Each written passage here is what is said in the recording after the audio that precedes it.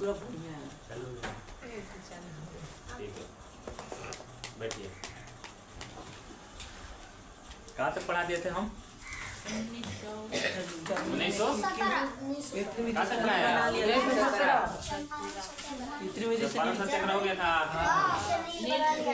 ठीक। जर्मनी में कितनी? अच्छा, चंपारण आंदोलन को बाबू तीन पद्धति कुछ कहते ना जी? तीन पद्धति क्या था? कि हर 20 कट्ठा पर 3 कट्ठा कम से कम नील आपको बोना ही बोना है भाई, फसल वही के बाद।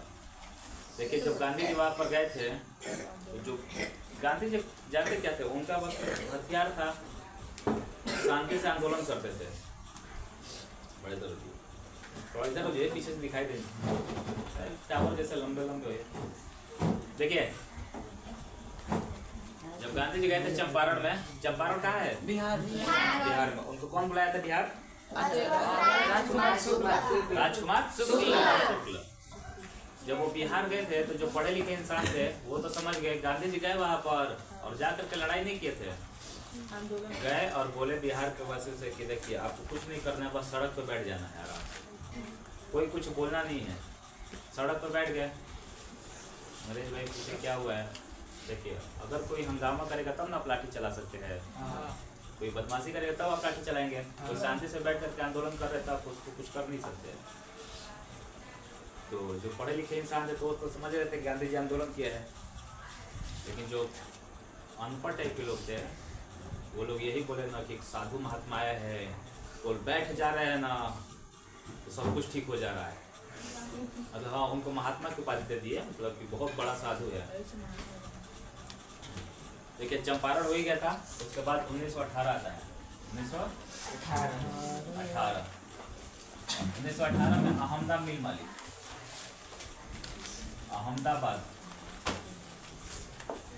अहमदाबाद आंदोलन होता है वो, ठीक है? अहमदाबाद आंदोलन ये मिल मालिक के विरुद्ध था।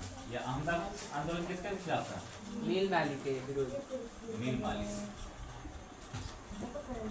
मिल मालिक के विरोध में था। देखिए अहमदाबाद में था कि जो मजदूर थे वो ये चाहते थे कि हमारा इनकम बढ़े, 35% वो इंक्रीमेंट चाहते थे, मतलब चाहते थे कि 35% मिले बोनस। वो मिल मालिक दे नहीं रहा था। गांधी जी को बुलाया गया, गांधी जी पहुंचे वहां पर, ठीक है?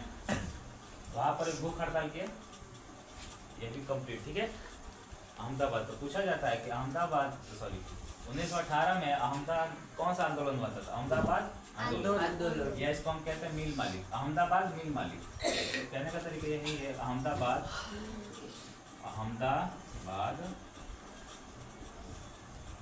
मिल मालिक के विरोध में। वहां कर्मचारी क्या चाहते थे? कितना बढ़े वेतन, बढ़ोतरी कितना हो? 35%। गांधी जाते हैं 35% दिला भी देते, ठीक है? दूसरा यही तो है खेड़ा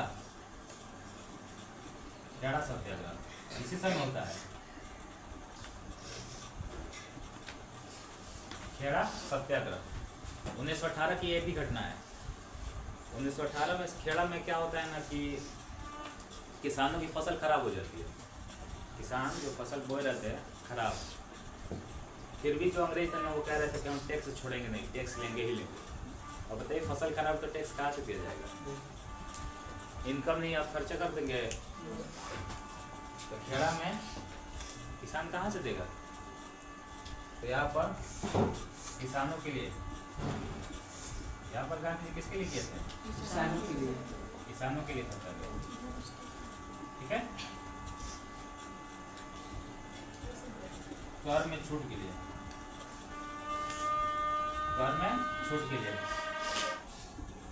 ठीक है? कोई दिक्कत? कर में छूट मतलब टैक्स में छूट मिल जाए।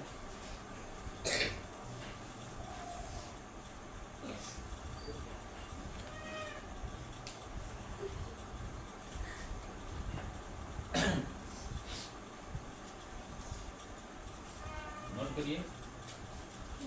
कोई पूछेगा अहमदाबाद आंदोलन कब हुआ था? 1918। खेड़ा सत्याग्रह 1918। अहमदाबाद में मिल मालिक के खिलाफ था, कंपनी के खिलाफ।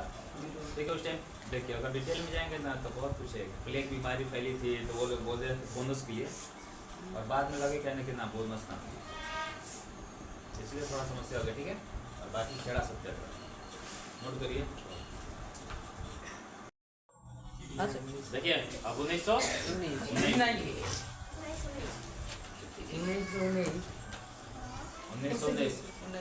ठीक है, बोलिए 1919 सर सिडनी की अध्यक्षता में, सर सिडनी ये अंग्रेज थे, देख लो नाम लिख रहे सर का, Sydney, Canada, Korean, African. Sir Sydney की अध्यक्षता में एक कानून भारत आता है, अध्यक्षता में रोलेट एक्ट,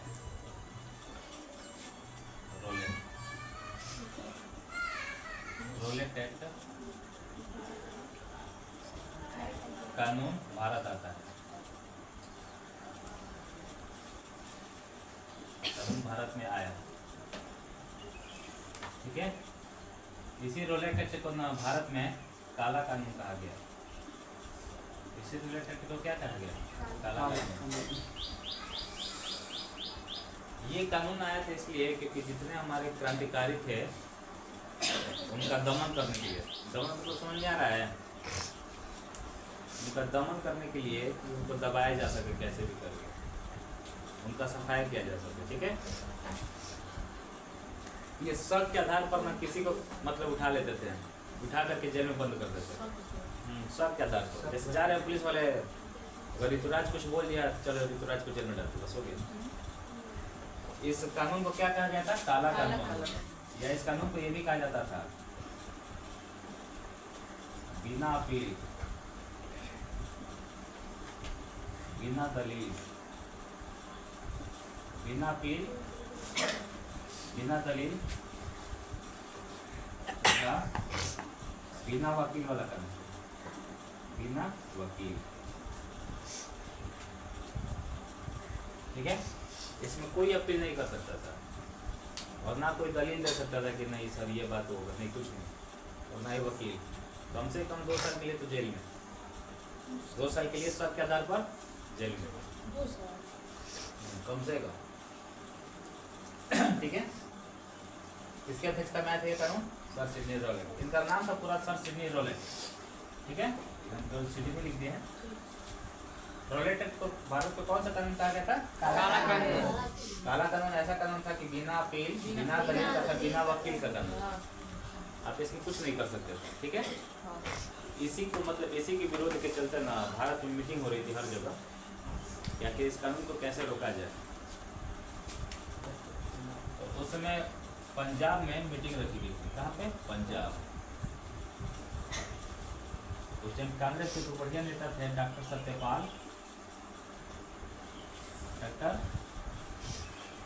सत्यपाल तथा सैफुद्दीन किचलू,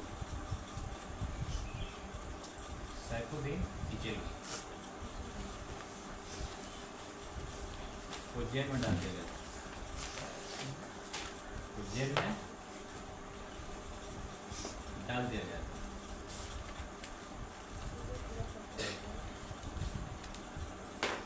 ठीक है, इसी के विरोध प्रदर्शन में बाबू मतलब मीटिंग चल रहा था। मीटिंग समझ में आ रहा है? जहाँ पे लोग इकट्ठा होकर बताते कि क्या करना है क्या नहीं करना है, आगे अब क्या है। तो 13 अप्रैल का दिन था, 13 अप्रैल 1919।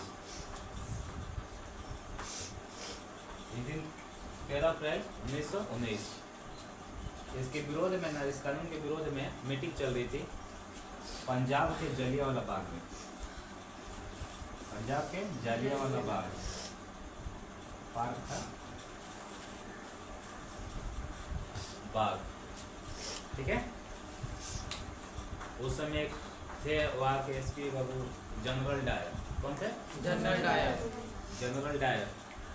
ठीक है, वहाँ पे निहत्थे लोगों पे ना भीड़ थी पार्क है भाई, सब लोग घूमने जाएंगे। उसमें दिक्कत ये था ना कि एंट्री गेट केवल एक ही था। जैसे मान लीजिए कि पूरा पार्क है, ठीक है, ये पूरा ऐसा पार्क था, क्योंकि एंट्री गेट एक ही था, ठीक है, अंदर सारे लोग बैठे थे। यहाँ पर फोर्स उतरी, पूरा गेट ब्लॉक, चारों तरफ दीवार होती है, पूरा सैनिक छाप दिया। सैनिक छाप करके जलियांवाला बाग में यहाँ थे लोगों को, जैसे सब लोग बैठे ना, और आकर के कोई अचानक गोली चलाने लगे, क्या करेंगे? तो इतना खतरनाक तरीके से मरवाया था। तो जलियांवाला बाग हत्याकांड हुआ। जलियांवाला बाग हत्याकांड 13 अप्रैल 1919 को किसके कहने पर हुआ था? तो जनरल डायर के। जनरल डायर के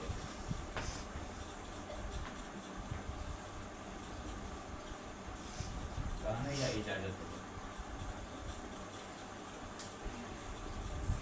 है। ये इतना बेहुदा ये उल्टा काम किया, और यहाँ से जब ये विदेश गया ना ब्रिटेन, तो इसको तलवार से नवाजा गया, इसका बहुत सम्मान हुआ।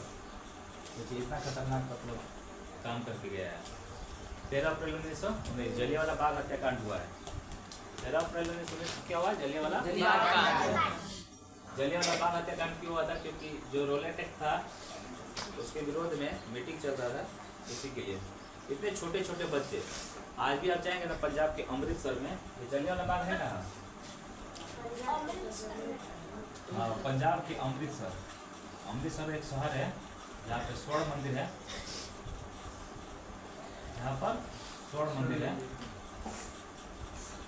अरे इतने छोटे छोटे बच्चे, जैसे सुबह में नहीं होता है गोद में लेकर के सब खिलाने ले जाते हैं, वो इतना गोली मारे थे ना कि जैसे कोई पॉकेट में जैसे सिक्का कोई रखा है तो मारे थे कि सिक्का धंस गया है। आज भी वो सब रखा गया ऐसे ही। वहाँ पर एक कुआं है बागवा में, कुआं बटे, वहाँ पर लोग जान बचाने के लिए ना कुआं में कूद जाते हैं। बहुत सारे लोग कुआं में भी गोली मारते हैं अंग्रेज, कोई बचता नहीं। आज भी मतलब वहाँ के दीवारों पर जब गोलियाँ धंसी हुई है ना, तो आप मतलब जाएंगे कभी आप तो देखिएगा, यहाँ पर जब गोली मारे थे ना तो ये तो फूट ही जाएगा, तो आपका ऐसा मतलब निशान बना जाएगा। तो इतने खतरनाक तरीका से मारे थे कि पीछे कोई बचा नहीं था। जो नहीं होता है ताबीज भी जो बच्चे पहनते माला वाला, मारे थे तो ऐसे घूम गया, फंस गया। बहुत खतरनाक तरीका से मारे थे वो लोग। सोचिए इतना क्रूर हत्या किया, और उसके बाद ये जब जाता है विदेश लंदन में, तो इसको सम्मानित किया जाता है अंग्रेज के द्वारा। तो पूछा जाएगा कि 1919 में, चाहे आपसे ये पूछ दिया जाए सवाल कि जलियांवाला बाग हत्याकांड कब हुआ था, क्या बताएंगे? 13 अप्रैल 1919। कोई दिक्कत नहीं? बताइए, आप उस समय रहते तो क्या करते हैं? सर जी हाथ में कुछ नहीं तो क्या करते? क्या करते हैं आप?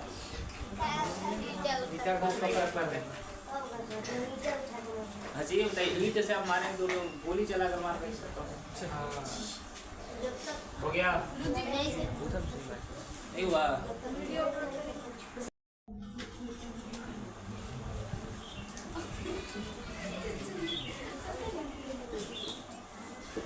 भैया हो गया? तबीयत ठीक नहीं है तुम्हारा, घर जाओगे? तुम दोनों का घर छोड़वा दे। हाँ चलो है, घर छोड़वा दे चपरासी से कहकर। देखिए जलियांवाला बाग हत्याकांड कब हुआ था? 13 अप्रैल 1919। इसके विरोध में रविंद्रनाथ टैगोर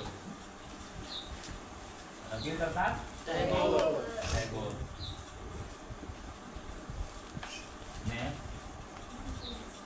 नाइटहुड की उपाधि लौटा दी थी।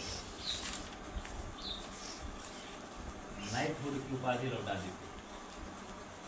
नाइटहुड की उपाधि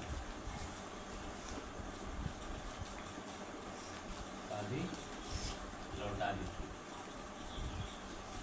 ठीक है। इसके विरोध में नाइटहुड यानी सर, उनको सर की उपाधि मिली थी है। देखिए रविंद्रनाथ टैगोर नाम है तो यही को थोड़ा देख लेते हैं। भारत का राष्ट्रगान कौन लिखे हैं? रविंद्रनाथ टैगोर। भारत का राष्ट्रगान यही लिखे थे, ठीक है। भारत का है ये अभी बांग्लादेश में हुआ था ना लड़ाई वड़ाई, बांग्लादेश का भी राष्ट्रगान यही लिखा, बांग्लादेश का राष्ट्रगान भी यही लिखा। हमारे भारत का राष्ट्रगान क्या है? जन गण मन, वो तो याद है सबको। बांग्लादेश का राष्ट्रगान था अमार सुनार पनला, अमार सुनार पनला, ऐसे कुछ करके था, ठीक है। इतना नहीं पूछा जाएगा डिटेल आपसे। नाइटहुड की उपाधि रविंद्रनाथ टैगोर ने लौटा दी थी। देखिए जब जनरल डायर गया ना हाउस ऑफ लॉर्ड्स मतलब ब्रिटेन में, उसको 1200 पाउंड का तलवार दिया गया था। इतना मतलब इतना बढ़िया कार्य कर कर आया कि 1200 पाउंड का तलवार दिया गया था उसको, तो सम्मानित करके। वहाँ का सम्राट बोले कि आपके इस कार्य के लिए ना यहाँ के सम्राट खुश है। एक इसके लिए जलियांवाला बाग के लिए एक सरकारी कमेटी बनी थी, सरकारी कमेटी के अनुसार था ना 379 लोग मरे थे, जबकि 1200 लोग घायल हुए थे। 1200 लोग घायल, ठीक है। ये बना था। इसके लिए अंग्रेज, देखिए जब इतना घिनौना काम होगा तो कमेटी बनेगी। इसके लिए अंग्रेज ने एक हंटर समिति बनाई थी, हंटर कमेटी, ठीक है।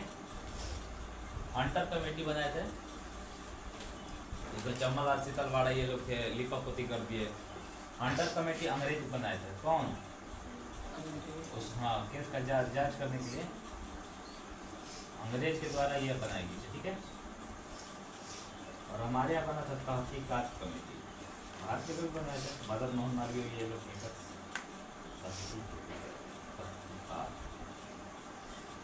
तहकीकात समिति हमारे, ठीक है। जांच करने के लिए जालियांवाला बाग हत्याकांड की जांच करने के लिए सब कमेटी बनी थी, सब, ठीक है, टीम बना था। पूछा जाएगा कि महात्मा गांधी भी क्या जलियांवाला बाग के बाद कोई उपाधि लौटाए थे? नहीं, महात्मा गांधी कोई उपाधि नहीं लौटाए थे जलियांवाला बाग में। जलियांवाला बाग को देख करके रविंद्रनाथ टैगोर अपनी सर की उपाधि लौटा दिए थे, अंग्रेज सर की उपाधि देते थे तो लौटा दिए थे। किसी का भी मन विचलित हो जाएगा। अंधाधुंध गोली चलाए थे, ये समझ लो कि चारों तरफ मतलब घेर लिया है, बस मेन गेट पे खड़े हो गए थे अंग्रेज, धड़ल्ले से गोली चला रहे थे बस। उस पार्क में महिलाएं, पुरुष, बच्चे, छोटे छोटे खेलने वाले सारे लोग मरे, कोई नहीं बचा है। आज भी जलियांवाला बाग में ना जब जाते हैं लोग, तो जो कुआं है ना, कुआं, उसमें आज भी लोग पैसा फेंकते हैं, मतलब अच्छा दान करते नहीं होता है, दान करते हैं, पूजा करते हैं, उसका लगाव है, बहुत सारा पैसा फेंकते हैं कुआं में। तो ये घिनौना कार्य हुआ था, ठीक है।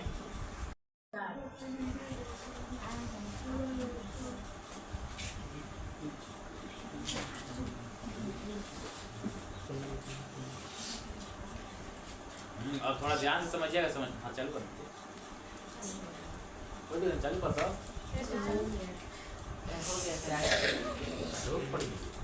देखिए प्रथम विश्व युद्ध कब से कब तक?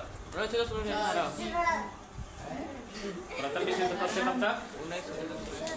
1914 से लेकर 1918। हाँ, इसके अभी कहानी पाएंगे, पहले फर्स्ट वर्ल्ड वॉर में 1914 से 1918। इस प्रथम विश्व युद्ध में कौन जीता था, कौन हारा था? First world war. देखिए जर्मनी की तरफ से एक तुर्की देश है, जर्मनी का साथ दिया था, जर्मनी के साथ लड़ा था ब्रिटेन के साथ, ठीक है। जब जर्मनी हार गया तो तुर्की भी हार गया। तो 1919 में ही देखिए यहाँ पे मुस्लिम देश है, ये कौन सा देश है? मुस्लिम देश। वहाँ पर खलीफा होते हैं ना, जो वाले संत नहीं होता है मुसलमानों में, संत होते हैं, मौलाना खलीफा, उनके पद को ही हटा दिया अंग्रेज। इनके पद को क्या किया, अंग्रेज हटा दिया। अब मान लीजिए कि वहाँ के मुस्लिम के साथ भाई कोई कार्य कर रहा है, तो हमारे देश के मुसलमान शांत रहेंगे, तो नहीं रहेंगे। वो लोग वहाँ मतलब हुआ है तुर्की में, और यहाँ पे खिलाफत आंदोलन चालू कर दिया यहाँ पे। तो सितंबर 1919 में खिलाफत आंदोलन, कौन सा आंदोलन, खिलाफत आंदोलन चालू। याद रखेगा, ये तुर्की के जो खलीफा के पद हटाए गए थे ना, उसके लिए आंदोलन हो रहा है यहाँ पे। खिलाफत आंदोलन चालू करने वाले थे बाबू अली बंधु, इनका नाम था अली बंधु। बंधु मतलब होता है भाई। इनका दो भाई थे मिलकर के चालू किए थे, एक थे मोहम्मद अली और दूसरे थे शौकत अली। दूसरे कौन थे, खलीफा का पद हट रहा था तुर्की में, आंदोलन चालू हुआ हमारे यहाँ, खिलाफत आंदोलन। पूछा जाए खिलाफत आंदोलन का शुरुआत कौन किए थे, अली बंधु, मोहम्मद अली और शौकत अली, ठीक है। हमारे यहाँ 1920 आता है, 1920। देखिए ये नहीं है, जो फर्स्ट वर्ल्ड वॉर हुआ था, थोड़ा सा ध्यान दीजिए। फर्स्ट वर्ल्ड वॉर जो हुआ था ना, इसमें हमारे भारत के सैनिक भी लड़े थे जाकर के, भारत के लोग भी लड़े थे ब्रिटेन की तरफ से, और भारत के लोगों को भर्ती कराने वाले थे गांधी जी। गांधी जी भारत के लोगों को भर्ती कराए थे, क्योंकि अंग्रेज बोले थे उनसे कि अगर आप भर्ती कराते हैं या अगर सैनिक देंगे तो हम लड़ाई के बाद, युद्ध के बाद आज़ाद करने के बारे में सोचेंगे भारत को। मतलब वो केवल क्या ही रहे थे कि आज़ाद कर देंगे। गांधी जी भी सोचे, चाहे कोई भी सोचेगा कि चलिए आज़ाद हो जाएंगे हम लोग, ठीक है। इसलिए गांधी जी ने भर्ती कराए थे इसमें सैनिक। तो मतलब भारतीय सेना को भर्ती कराने के लिए ना गांधी जी को सार्जेंट कहा गया था। इसी मतलब फर्स्ट वर्ल्ड वॉर में गांधी जी को सार्जेंट की उपाधि दी गई थी। पूछा जाता है कि सार्जेंट की उपाधि प्राप्त करने वाले इंसान गांधी जी। गांधी। सार्जेंट हो तो क्या होता है, भर्ती कराने वाले। देखिए भर्ती कराने वाले चाहे जो भी हो, इसको अगर आप सही शब्द में जानना चाहे तो तरफ से मान लीजिए कि दलाल। गांधी जी को भारत में दलाल तक कहा गया, क्योंकि देखिए जब युद्ध होता है ना, तो गोली किसी को पहचानती नहीं कि आप भारत के हैं, क्या हिंदू है कि मुस्लिम है, क्या है, छोटे बच्चे हैं कि बूढ़े हो गए। जब गोली निकलती है तो कोई जाति, धर्म और उम्र देख करके नहीं लगती है। धड़ल्ले से हमारे भारत के लोग भी मरे थे विश्व युद्ध में, ठीक है। और हम गुलाम हैं, गुलामी में जाकर के हमारे सैनिक लड़े थे वहाँ पे उनके तरफ से, और वीरगति को प्राप्त भी हुए। इसलिए गांधी जी को सार्जेंट की उपाधि दी गई थी। सार्जेंट मतलब कि भर्ती कराने वाला दलाल। भर्ती कराने वाला दलाल, दलाल नहीं होते हैं पैसा ले लेकर भर्ती कराते हैं नौकरी में। कभी कभी आप न्यूज में सुने होंगे कि 10 लाख रुपये। अरे अभी एक बिहार का एक कांड हुआ था, लड़का IPS बना था, 2 लाख रुपया लेकर के बोला था 2 लाख रुपये देकर के हम IPS बने। 3-4 लाख देकर के DM बन जाता। सोचिए 2 लाख में IPS करेंगे आप लोग। IPS की नौकरी बिहार जाएंगे, वो देखने में बकलो लग रहा था, केवल भर्ती से लगा करके दे दिया 2 लाख में भर्ती। खिलाफत आंदोलन कब चालू हुआ था? 1919 में। सितंबर 1919 से घटना है। 1920 में असहयोग आंदोलन प्रारंभ हुआ। 1920 में असहयोग आंदोलन। असहयोग आंदोलन, असहयोग का मतलब होता है कि अंग्रेजों का सहयोग नहीं करना है, अंग्रेजों का सहयोग नहीं करना है। जितने स्कूल कॉलेज में पढ़ रहे हैं अंग्रेजी स्कूल कॉलेज में, वो भारत के लोग सब लोग निकल जाए। जितने लोग काम कर रहे हैं वो सब लोग छोड़ दे काम, अब हम अपना देखेंगे। अभी इनका सहयोग नहीं करना अंग्रेज का। ये चलाए थे हमारे गांधी जी। असहयोग आंदोलन कौन प्रारंभ किया था? गांधी गांधी जी। महात्मा गांधी,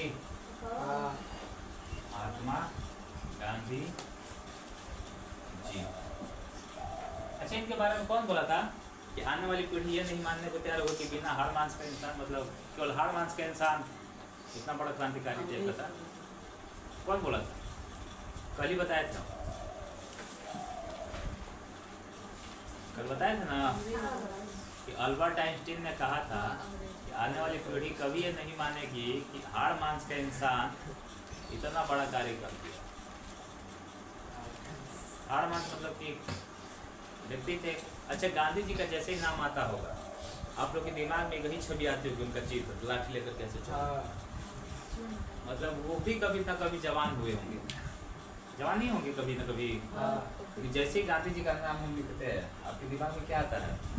वही बूढ़े गांधी जी लाठी लेकर के चल रहे हैं, रघुपति राघव राजा राव ना, इतने बूढ़े। गांधी जी भी आप लोग की उम्र से गुजरे। आप लोग की उम्र में तो उनकी शादी हो गई थी कस्तूरबा जी से। इसे ये नहीं ना सोच रहे हैं कि हम लोग की भी शादी हो जाती तो हम लोग भी गांधी जी बन जाते ना। अगर घर पर कोई कहे कि बढ़िया काम करो तो बताना, गांधी जी का शादी 13-14 साल में उम्र में हो गया। ठीक है, असहयोग आंदोलन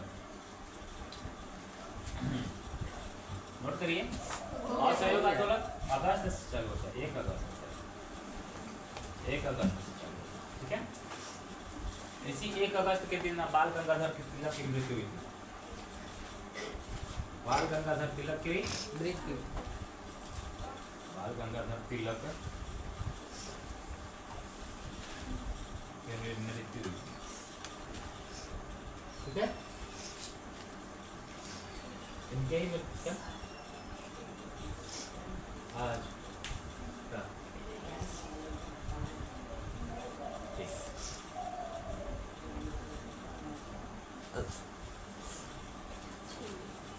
बाल गंगाधर तिलक की मृत्यु, और इनके मृत्यु से ही चालू करते हैं असहयोग आंदोलन गांधी जी।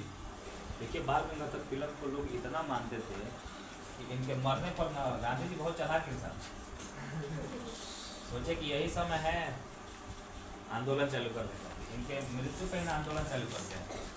और इनके ही नाम पर ना एक कोष बनता है, कोष फंड इकट्ठा होता है। फंड मतलब कि पैसा इकट्ठा होता है बाबू। उस समय इनके कोष में, बाल गंगाधर तिलक के कोष में 1 करोड़ रुपए जुटा था।